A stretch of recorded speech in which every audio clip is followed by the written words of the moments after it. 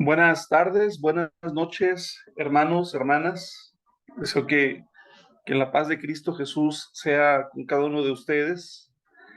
Y bueno, también bendecidos porque estamos dando inicio a la clase número 4 de este curso de liturgia cristiana.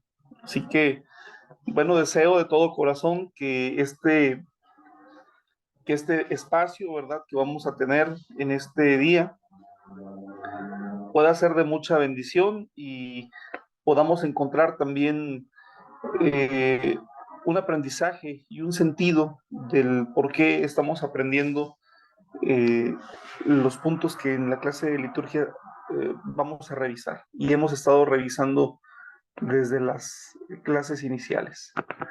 Bueno, voy a compartir mi presentación. Vamos a la clase número 4.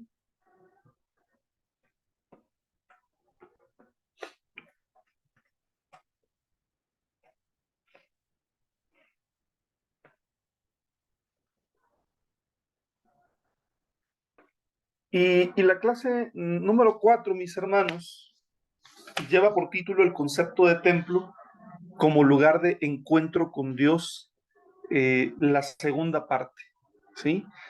Eh,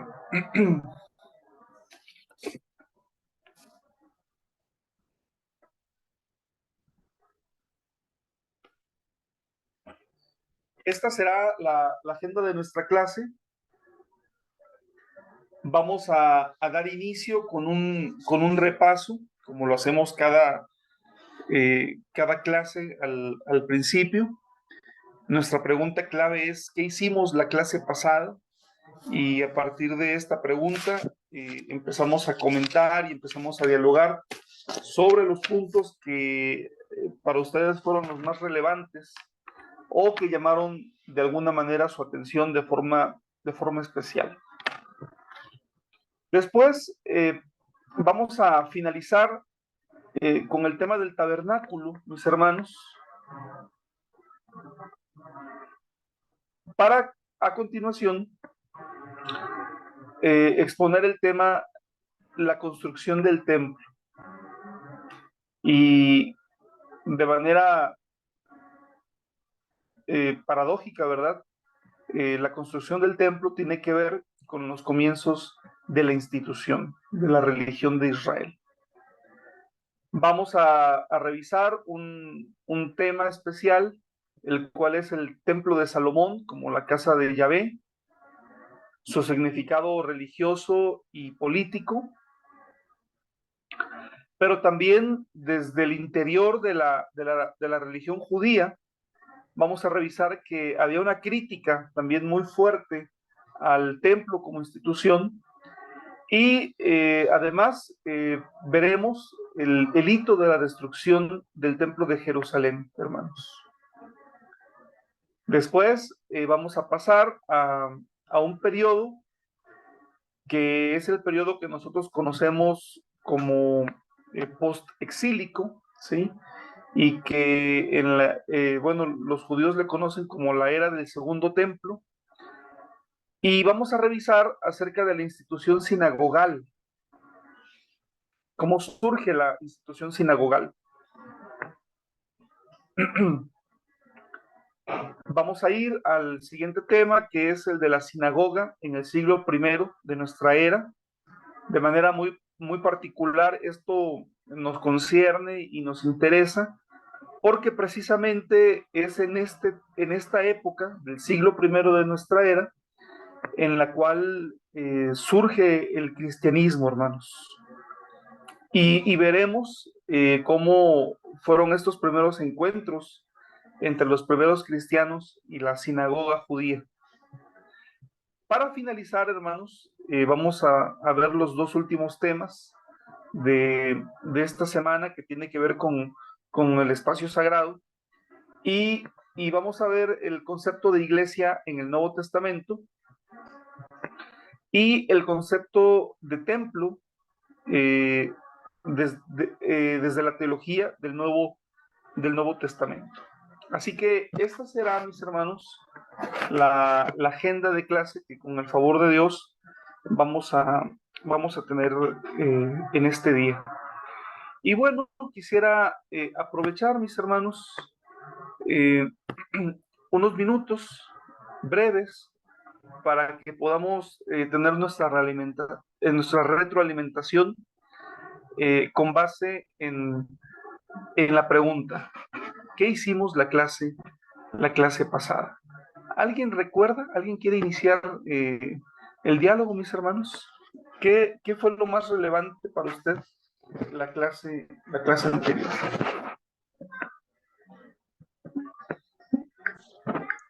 Buenas tardes, hermano pastor. Buenas tardes, hermana Esther, adelante. Y hablamos de los lugares altos que el pueblo elegía para encontrarse con Dios, para adorar. En Egipto fueron las pirámides, el pueblo de Israel subió, Dios le pidió que fuera al monte Sinaí, y después, bueno, el tabernáculo fue cuando el pueblo era nómade y deambulaba, ¿no? Iba por el desierto. Y después vinieron las edificaciones donde el hombre intervino y lo hizo al templo. Y bueno, la torre de Babel era alta, eh, no sé si era justamente para adorar a Dios, pero bueno, ellos querían llegar a Dios. Y después hubieron templos altos también, y finalmente me acuerdo que hablábamos de los templos rectangulares, largos. Y bueno, que la gente también hacía peregrinaciones para tener un encuentro con Dios. Bueno, eso es lo que recuerdo. Y muchas gracias, hermana Esther. Agradezco mucho la retroalimentación que hoy nos comparte. Adelante, hermana Brenda. Buenas tardes, hermanos, paz. Bueno, la verdad es que me dejó re ahí interesada y me sorprendió un montón el dato del misterio de la ubicación del monte Sinaí, ese de no saber dónde está ubicado, ¿no? Y que hay posibles suposiciones dónde podría estar, pero no, nadie puede afirmar nada. Y bueno, es re, ¿cómo decir?, sorprendente que pudo haber sido una decisión consciente, ¿no? Eso de no querer transformar ese lugar, el monte Sinaí, en un templo ni en un museo, ¿no?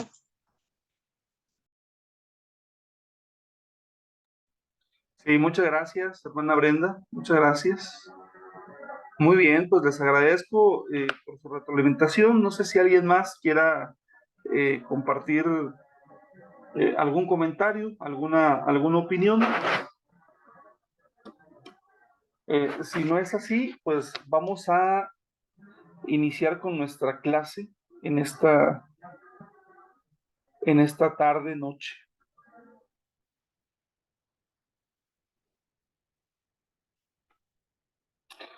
Bueno, la clase anterior, y lo menciono solamente como con la idea de ir hilvanando lo que hoy vamos a ver. Recordarán ustedes que empezamos hablando acerca de los espacios sagrados y que había espacios sagrados que eran naturales y otros artificiales. Los naturales, una montaña, una cueva, un árbol, un río, etcétera, ¿verdad?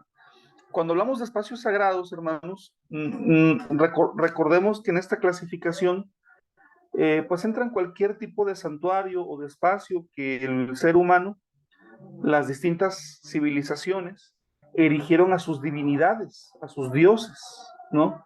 No necesariamente sabemos que Qué bueno que el Dios de Israel escogió precisamente al pueblo de Israel para revelarse, ¿verdad? Como Dios, pero otros pueblos tenían adoración a sus divinidades. Pero eh, después empezamos a ver, hermanos, cómo los espacios sagrados artificiales en el Oriente o en el Medio Oriente, es, hubo dos modelos principales. El modelo piramidal, ¿verdad? Como para escalarlo, como lo mencionaba la hermana Esther, ¿sí? Cuya intención era que el peregrino subiese mientras más ascendiese, mientras más subía, más cerca estaría como de la experiencia con la divinidad. Y los templos rectangulares. Eh, y encontramos, ¿verdad?, que el tabernáculo de reunión, pero después, lo vamos a ver hoy también, el templo de Jerusalén, eh, pues tiene básicamente esta estructura, hermanos. ¿Sí? Bueno, después empezamos a ver, a grosso modo, las funciones. Bueno, empezamos a ver el tabernáculo, empezamos a ver cuáles fueron las funciones del tabernáculo. Recordarán ustedes que una era ser el lugar donde habitaba la presencia de Dios. Dos era la función ritual, el lugar donde se ofrecían los sacrificios y las ofrendas. Y tres, el tabernáculo era el lugar en donde Dios hablaba. ¿Sí? Y allí nos quedamos. Sí, nos quedamos en en esa historia, ¿no? Y bueno, pues para ir finalizando ya este punto del tabernáculo, hermanos, solo restaría mencionar que según la narración bíblica, una vez que el tabernáculo del desierto había sido construido y consagrado, narración que encontramos en Éxodo 36 al 40, Aarón y los sacerdotes ofrecieron los primeros sacrificios sobre el altar, según lo establecido en Levítico capítulo 9. Y al final de la ceremonia, el Dios de Israel mostró con una señal milagrosa su aceptación y su beneplácito, afirmando así la legitimidad del tabernáculo recientemente inaugurado. Y la lectura bíblica, hermanos, en Levítico capítulo 9, verso 24, que nos narra ese momento, dice lo siguiente: salió fuego de la presencia de Yahvé que consumió el holocausto y las partes grasas puestas sobre el altar. Todo el pueblo al verlo prorrumpió en gritos de júbilo y cayó rostro en tierra.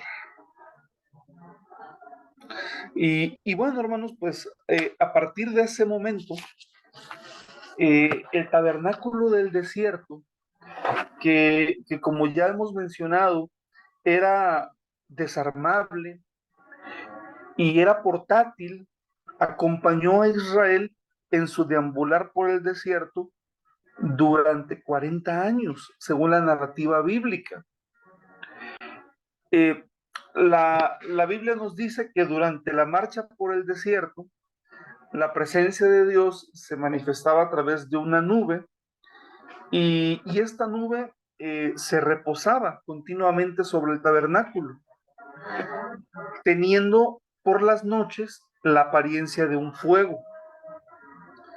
Y, y esta nube o este fuego se levantaba para conducir al pueblo en sus itinerarios y se detenía cuando debía acampar de nuevo. Vamos a ver lo que dice el libro de Números como muestra de lo que acabo de mencionar. El libro de los Números, capítulo 9, versos 15 al 23. Dice así: el día que el tabernáculo fue erigido, la nube cubrió el tabernáculo sobre la tienda del testimonio, y a la tarde había sobre el tabernáculo como una apariencia de fuego hasta la mañana. Así era continuamente, la nube lo cubría de día y de noche la apariencia de fuego. Cuando se alzaba la nube del tabernáculo, los hijos de Israel partían, y en el lugar donde la nube paraba, allí acampaban los hijos de Israel. Al mandato de Jehová, los hijos de Israel partían, y al mandato de Jehová acampaban. Todos los días que la nube estaba sobre el tabernáculo, permanecían acampados. Cuando la nube se detenía sobre el tabernáculo muchos días, entonces los hijos de Israel guardaban la ordenanza de Jehová, partían. Y cuando la nube estaba sobre el tabernáculo pocos días, al mandato de Jehová acampaban y al mandato de Jehová partían. Y cuando la nube se detenía desde la tarde hasta la mañana, o cuando a la mañana la nube se levantaba, ellos partían. O si había estado un día y a la noche la nube se levantaba, entonces partían. O si 2 días o un mes o un año, mientras la nube se detenía sobre el tabernáculo permaneciendo sobre él, los hijos de Israel seguían acampados y no se movían. Mas cuando ella se alzaba, ellos partían. Al mandato de Jehová acampaban y al mandato de Jehová partían, guardando la ordenanza de Jehová, como Jehová lo había dicho por medio de Moisés, ¿no? Pues aquí de manera muy especial, hermanos, podemos ver cómo la presencia de Dios se manifiesta como una nube, la cual en las noches, bien dice el relato, tenía la apariencia de fuego, y era la forma en la que Dios guiaba el itinerario del pueblo de Israel en toda la travesía del desierto, hermanos. Pero como ustedes y yo sabemos, los israelitas no fueron errantes por siempre. Finalmente ellos llegaron a la tierra prometida, a la tierra de Israel. Y a su llegada a la tierra de Israel, hermanos, el relato bíblico nos muestra que el tabernáculo o la tienda del encuentro se estableció sucesivamente en diferentes sitios, ¿sí? Por ejemplo, según Josué, capítulo 5, del verso 10 al verso 15, se estableció en Gilgal. Según Josué, capítulo 8, del verso 30 al verso 35, se estableció en Siquem. Según el libro de los jueces, capítulo 20, verso 27, también se estableció en Betel. Betel es un lugar muy especial, hermanos. Recuerden ustedes que les comentaba que los lugares donde había santuarios eran generalmente lugares en donde los israelitas comprendían que había existido alguna manifestación de Dios. Y Betel es precisamente aquel lugar que Jacob consagró cuando tuvo un sueño y al despertar él dijo, verdaderamente este lugar es la casa de Dios. Bueno, pues en Betel, hermanos, llegó a establecerse el tabernáculo. Y en Silo, hermanos, según Josué, capítulo 18, verso 1, y capítulo 19, verso 51. Silo, hermanos, precisamente diríamos que fue el asentamiento definitivo del tabernáculo de reunión, hermanos. Allí se estableció de forma definitiva, y recordemos que durante la época del sacerdote Elí y del profeta juez Samuel, el santuario del arca de Silo sirvió como uno de los principales santuarios de Israel, hermanos. Muy curiosa la figura de Samuel, hermanos, sí, porque, bueno, Samuel se crió a los pies del sacerdote Elí. La Biblia lo presenta como un juez de Israel, pero lo presenta también como un profeta. Pero Samuel, hermanos, funge como sacerdote. Hay pasajes de los libros de Samuel en donde lo vemos a él ofrecer sacrificios, ¿no? Como un sacerdote, obviamente una figura muy fuerte dentro de la historia del Antiguo Testamento. Pero Samuel estaba relacionado con el santuario en Silo, hermanos, ¿sí? En esta época, en esta etapa de la historia de Israel, no hay en mente, hermanos, de los israelitas un templo en Jerusalén, ni siquiera hay en esta etapa temprana, ¿verdad? Una, como una intención, ¿verdad? De hacer de la ciudad de Jerusalén el centro religioso y el centro político, porque además Jerusalén era una ciudad que estaba habitada por otro pueblo, ¿sí? Entonces, bueno, estamos hablando de una etapa muy temprana en la historia de Israel, establecidos ya en la tierra de Canaán. Uh-huh.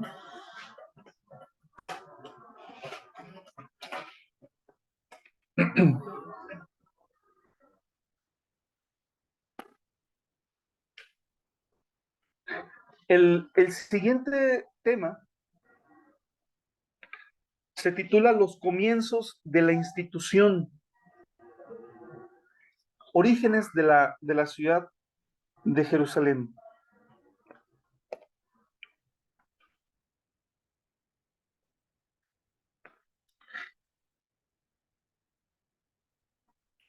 Bueno, quiero comenzar, hermanos, mencionando que los orígenes de la ciudad de Jerusalén en realidad se pierden en las brumas del tiempo, hermanos.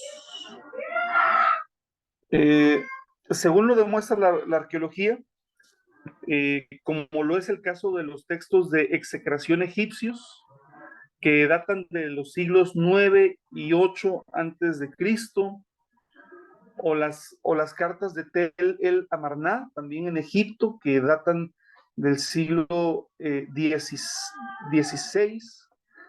Perdón, hermanos, estoy hablando, los textos de execración son de los siglos 19 y 18 antes de Cristo.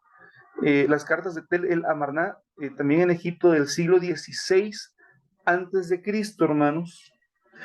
Y también, hermanos, ahí están las tabletas cuneiformes de los restos de Ebla en Siria y que datan del año 2300 antes de Cristo. Sí, bueno, en estos vestigios arqueológicos que son pues verdaderamente antiguos, se evidencia que la ciudad de Jerusalén ya existía, hermanos, en el segundo milenio antes de la era común, es decir, 2000 años antes de Cristo, ¿sí? Y la ciudad aparece con el nombre de Urusalimun o Urusalim. Su posible traducción pudiera ser fundación de Salem, es una posible traducción, hermanos. Pero los escritos bíblicos mismos también reconocen, hermanos, el pasado no israelita de la ciudad. Por ejemplo, en el libro de los Jueces, capítulo 19, versículo 12, Jueces 19, verso 12, es un texto interesante y permítanme darle lectura. Dice,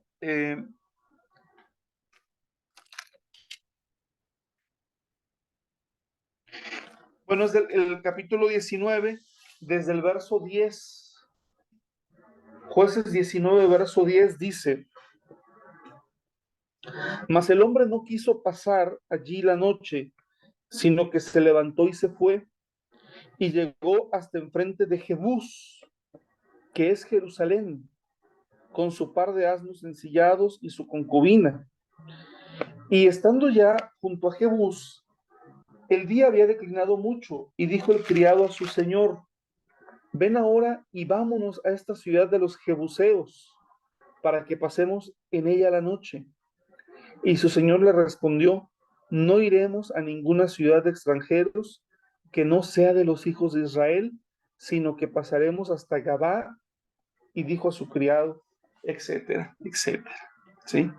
Entonces, bueno, en este texto, hermanos, que es muy antiguo, por cierto, nos narra una historia muy antigua, pues nos damos cuenta cómo Jerusalén originalmente, o Jebús, no era considerada una ciudad israelita, ¿verdad? Sino que era una ciudad extranjera, hermanos. Estas consideraciones para nosotros pudieran ser un poco extrañas, ¿verdad? Toda vez que si hay un símbolo de la religión de Israel actualmente, pues ese símbolo es la ciudad de Jerusalén, hermanos, ¿no? Cuando hablamos de la religión de Israel, cuando hablamos de los judíos, obviamente pues asociamos a la ciudad de Jerusalén, pero qué interesante es que podamos comprender que Jerusalén no siempre fue una ciudad israelita, ¿verdad? Sino que fue una ciudad que aún estando Israel ya en la tierra de Canaán, durante mucho tiempo permaneció siendo una ciudad de extranjeros. Pero es una ciudad muy antigua, ¿sí?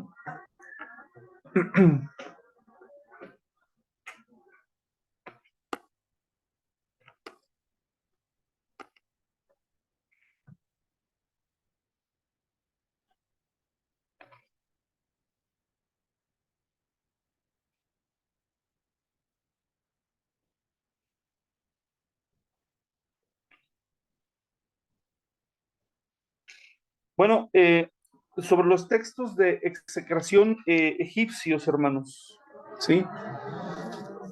Los denominados textos de execración egipcios corresponden a los siglos XIX y XVIII antes de Cristo. Y durante el transcurso de este periodo se conocen los restos de diversas figurillas que demuestran que los egipcios practicaron actos mágicos para contrarrestar la acción de sus enemigos, ya fuesen estos reales o posibles, ¿no? Bueno, en esos textos se menciona precisamente a Jerusalén, hermanos. Uh-huh.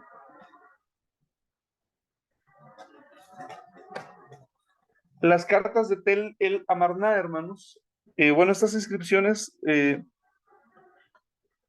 son como de carácter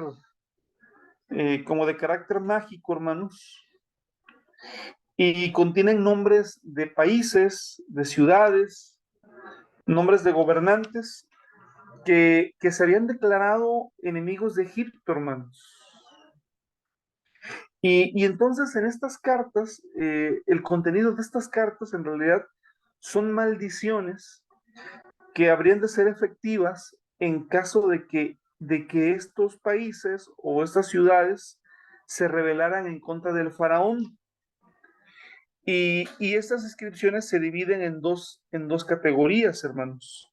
Las más antiguas, que están escritas en vasijas de cerámica, y las más modernas están escritas en figurillas de arcilla. Las cartas de Amarna designan un archivo de correspondencia, en su mayor parte diplomática, grabadas con escritura acadia cuneiforme en tablillas de arcilla entre la administración egipcia y sus representantes en Canaán y Amurrú. Estas cartas fueron encontradas en la ciudad de Amarna, en el Alto Egipto, fundada durante el reinado del faraón Amenhotep IV, conocido también como Akenatón, entre el 1350 y 1330 antes de Cristo, hermanos. Y bueno, también en estos textos encontramos alusiones a la ciudad de Jerusalén.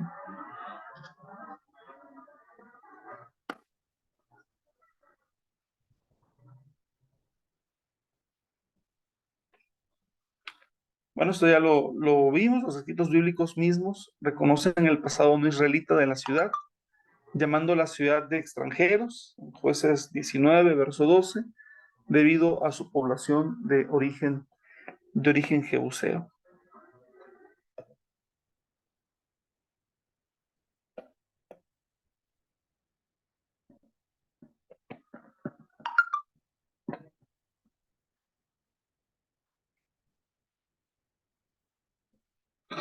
La ciudad de David, hermanos. Bueno, ya nos vamos a trasladar hasta el periodo del siglo X antes de Cristo, hermanos. De acuerdo a la tradición bíblica, fue en tiempos del rey David, siglo X antes de Cristo, cuando la ciudad de Jerusalén habría pasado a manos de los israelitas, convirtiéndose así en la capital del Reino Unido de Israel. Si alguien tiene su Biblia en la mano, podría apoyarnos con la lectura del capítulo 5 del segundo libro de Samuel, versos 6 al 11, por favor, hermanos.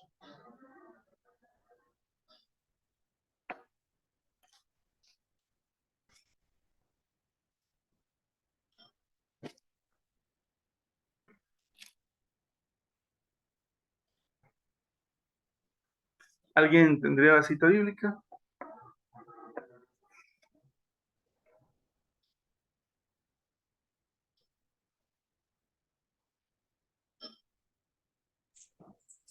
Sí, la tengo.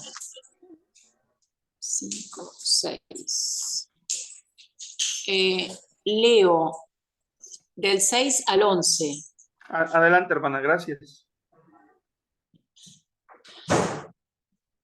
Entonces marchó el rey con sus hombres a Jerusalén contra los jebuseos que moraban en aquella tierra, los cuales hablaron a David diciendo: tú no entrarás acá, pues aún los ciegos y los cojos te echarán, queriendo decir: David no puede entrar acá. Pero David tomó la fortaleza de Sión, la cual es la ciudad de David. Y dijo David aquel día: todo el que hiera a los jebuseos, suba por el canal y hiera a los cojos y ciegos, aborrecidos del alma de David. Por esto se dijo: ciego ni cojo no entrará en la casa. Y David moró la fortaleza y le puso por nombre la ciudad de David, y edificó alrededor desde Milo hacia adentro. Y David iba adelantando y engrandeciéndose, y Jehová Dios de los ejércitos estaba con él. También Hiram, rey de Tiro, envió embajadores a David, y madera de cedro y carpinteros y canteros para los muros, los cuales edificaron la casa de David. Amén. Amén. Muchas gracias, hermana Esther.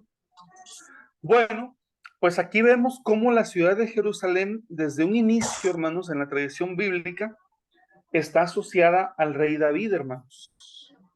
De tal modo que una forma muy común en la cual se le conoce a la ciudad de Jerusalén es la ciudad como la ciudad de David, hermanos. ¿Sí?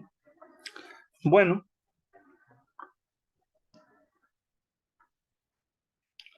tiempo después, esta primera medida fue complementada con la decisión por parte de David de construir en la capital del reino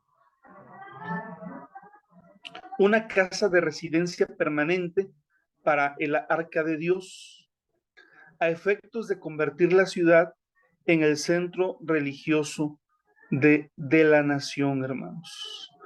Según está escrito, hermanos, en el segundo libro de Samuel, capítulo 7, versos 1 y 2, dice así: cuando el rey se estableció en su casa y Yahvé le concedió paz de todos sus enemigos de alrededor, dijo el rey al profeta Natán: mira, yo habito en una casa de cedro, mientras que el arca de Dios habita bajo pieles. ¿Sí?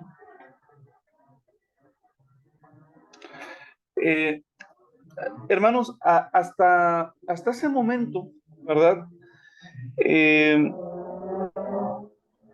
No habíamos tenido algún santuario único en Israel, sino como mencioné hace algunos momentos, hubo diferentes lugares que eran conocidos como santuarios. Y, por ejemplo, el rey anterior, el rey Saúl, fue un rey que gobernó desde Hebrón, ¿verdad? Durante el tiempo de Saúl, esa fue la capital del reino.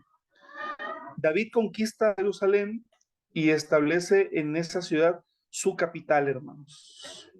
Pero ahora el rey David tiene otra iniciativa, ¿sí? La iniciativa de construir un templo a Dios. Y en un primer momento, hermanos, cuando el rey David le comenta esta intención al profeta Natán, pues esta sugerencia fue recibida con beneplácito por parte del profeta, pero no así por parte de Dios. Fíjense lo que dice los versos 4 al 7 del segundo libro de Samuel, capítulo 7. Dice, pero aquella misma noche vino la palabra de Dios a Natán, diciendo, ve y di a mi siervo David, esto dice Yahvé, ¿me vas a edificar tú una casa para que yo habite? No he habitado en una casa desde el día en que hice subir a los israelitas de Egipto hasta el día de hoy, sino que he ido de un lado para otro en una tienda, en un refugio. En todo el tiempo que he caminado entre todos los israelitas, ¿he dicho acaso a uno de los jueces de Israel, a los que mandé que apacentaran a mi pueblo Israel, ¿por qué no me edificáis una casa de cedro? Y bueno, hermanos, a pesar de su declarada voluntad, la historia bíblica nos muestra que finalmente David no fue el constructor del templo, hermanos. Haya sido por la oposición de Dios o por otras razones de carácter geopolítico religioso, el texto bíblico nos cuenta que fue su hijo Salomón quien llevó a buen puerto este grandioso proyecto, construyendo por primera vez en la historia de la nación un santuario a Dios, hermanos. El Dios que les había acompañado desde la montaña y a través del desierto. Pero, a diferencia del tabernáculo del desierto, hermanos, que como vimos en la clase anterior, el tabernáculo del desierto fue diseñado o fue construido por artesanos israelitas y se menciona en el libro del Éxodo a Bezalel, hijo de Uri, de la tribu de Judá, y a Oholiab, hijo de Ahisamac, de la tribu de Dan. Con relación al templo de Salomón, hermanos, el artífice encargado de ejecutar todo el mobiliario menor para el templo fue un no israelita llamado Hiram de Tiro, el mismo que construyó el palacio de David, hermanos, en la lectura que hizo nuestra hermana Esther, ¿verdad? De Hiram de Tiro, hermanos, la Biblia dice que también era un hombre lleno de ciencia, de pericia y de experiencia para realizar todo trabajo en bronce. Bueno, eh, eran fenicios los constructores del templo.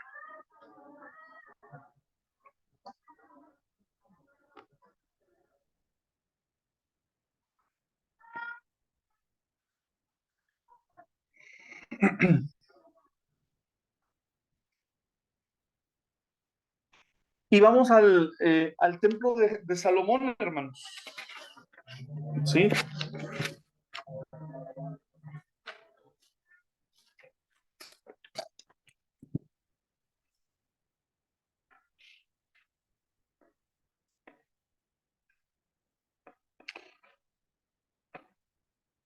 Fue el rey Salomón quien llevó finalmente a buen puerto este grandioso proyecto, construido en el año 950 antes de Cristo, hermanos.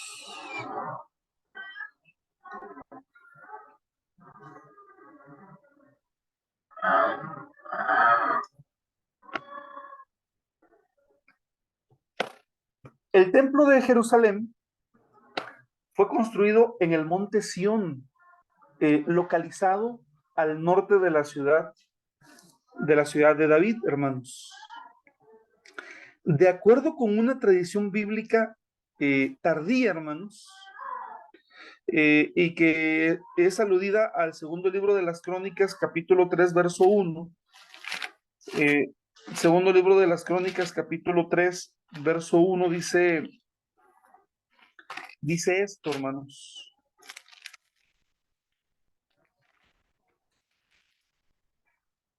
Comenzó Salomón a edificar la casa de Jehová en Jerusalén, en el monte Moriah, que había sido mostrado a David su padre, en el lugar que David había preparado en la era de Ornán Jebuseo.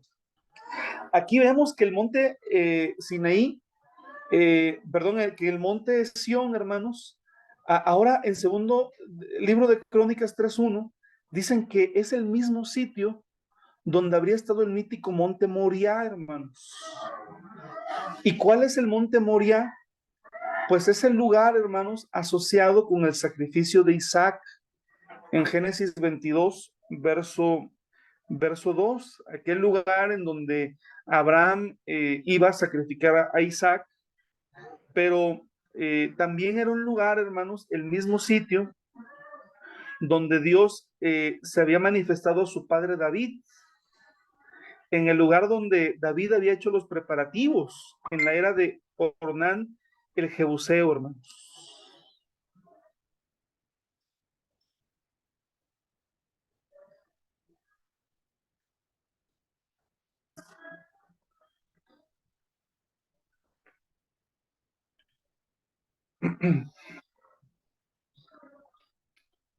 Bueno, hermanos,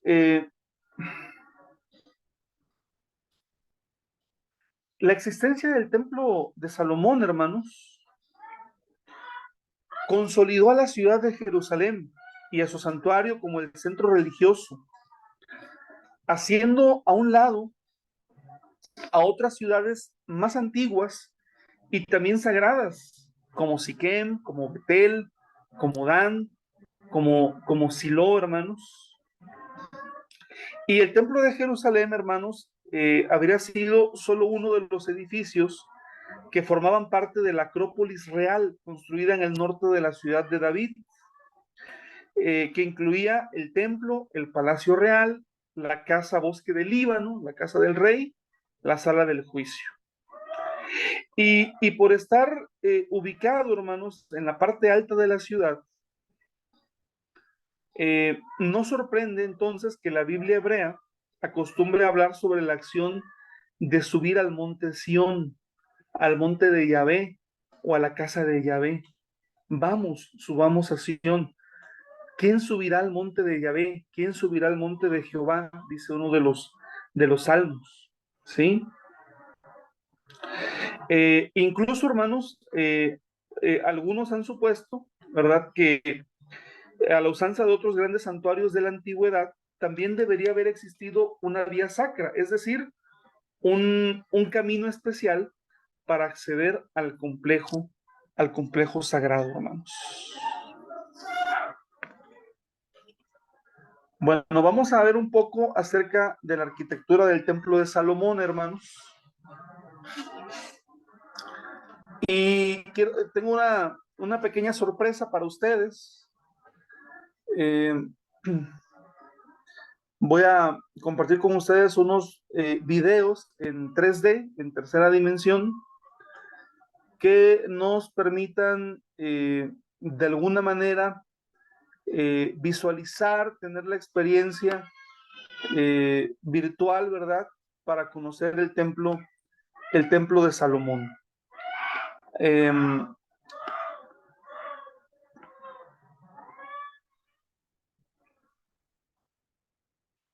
¿Ya pueden ver mi pantalla otra vez, mis hermanos? ¿Sí? Muy bien. Permítanme. Entonces vamos a poner... Sí se ve, hermano, pastor. Ok, muy bien. ¿Se escucha también? Vamos a poner atención. in the 4th year of...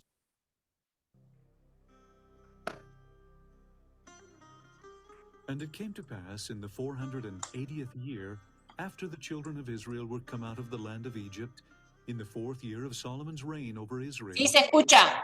to build the house of the Lord.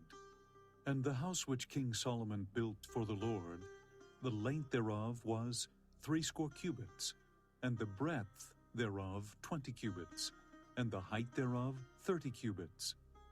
And the porch before the temple of the house, 20 cubits was the length thereof, according to the breadth of the house, and 10 cubits was the breadth thereof before the house. And for the house he made windows of narrow lights.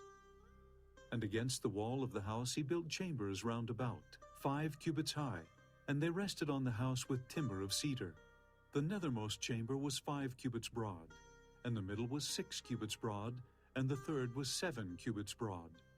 For without in the wall of the house he made narrowed rests round about, that the beams should not be fastened in the walls of the house. The door for the middle chamber was in the right side of the house, and they went up with winding stairs into the middle chamber, and out of the middle into the third. And the house, that is, the temple before it, was 40 cubits long. And the oracle in the forepart was 20 cubits in length, and 20 cubits in breadth, and 20 cubits in the height thereof.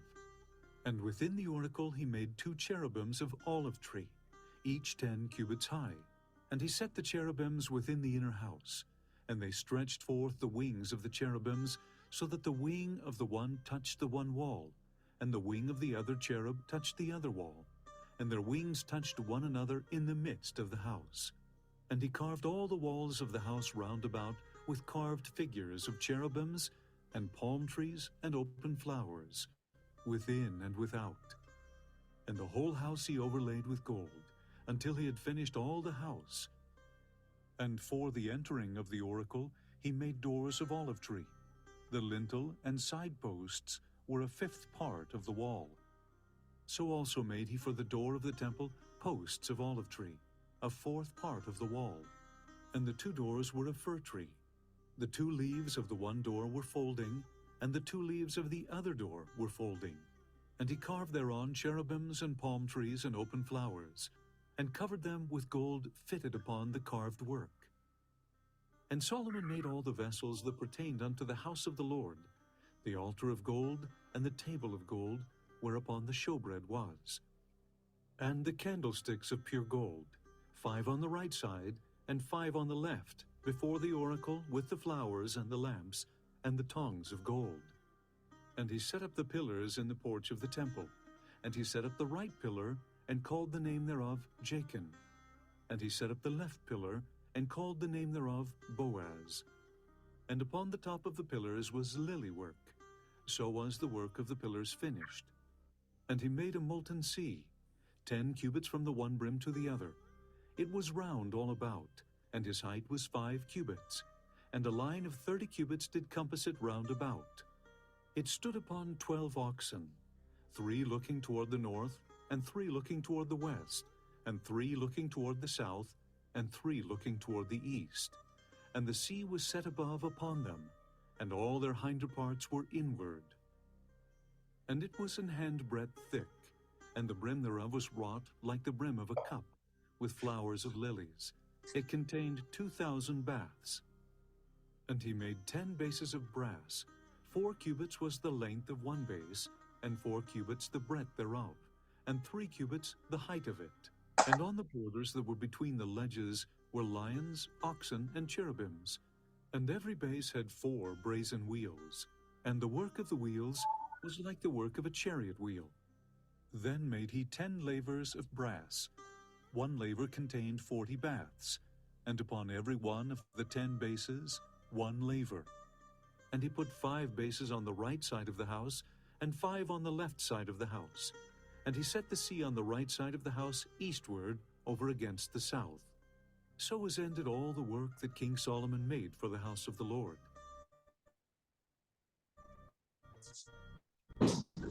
Mira, papi, el templo de Salomón. El templo de Salomón, mira. Escúchame, la negra se me fue. Sí, ¿qué querías? No. Te trajo un reposo, 3.50. ¿Dónde está?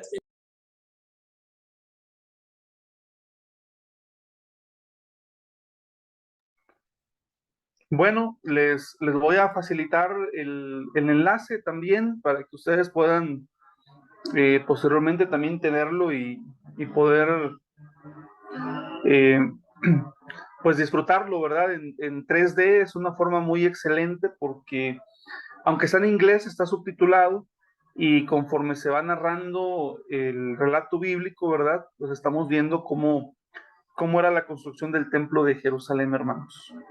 Bueno, en la diapositiva también lo tenemos, no en 3D, pero se van a familiarizar ustedes con esta imagen, hermanos. Sí.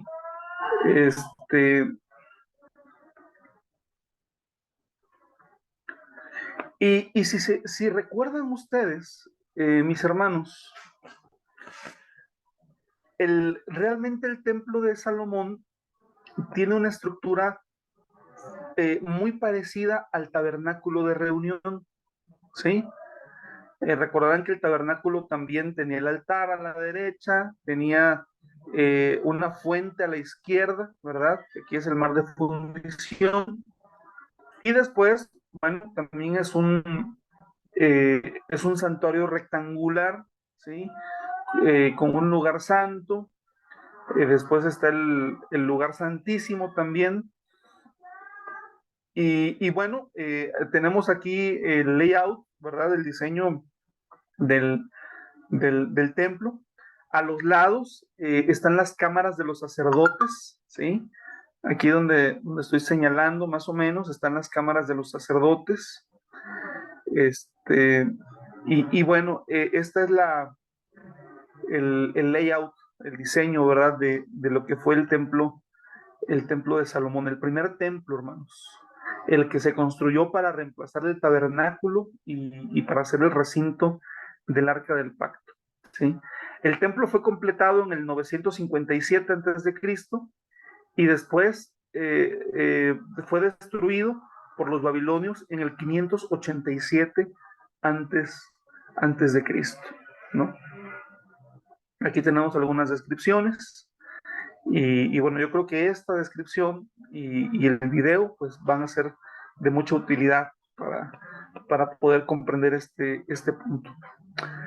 Bien, vamos a pasar un receso de 10 minutos, hermanos, y regresamos a la clase. Bueno, estaba dando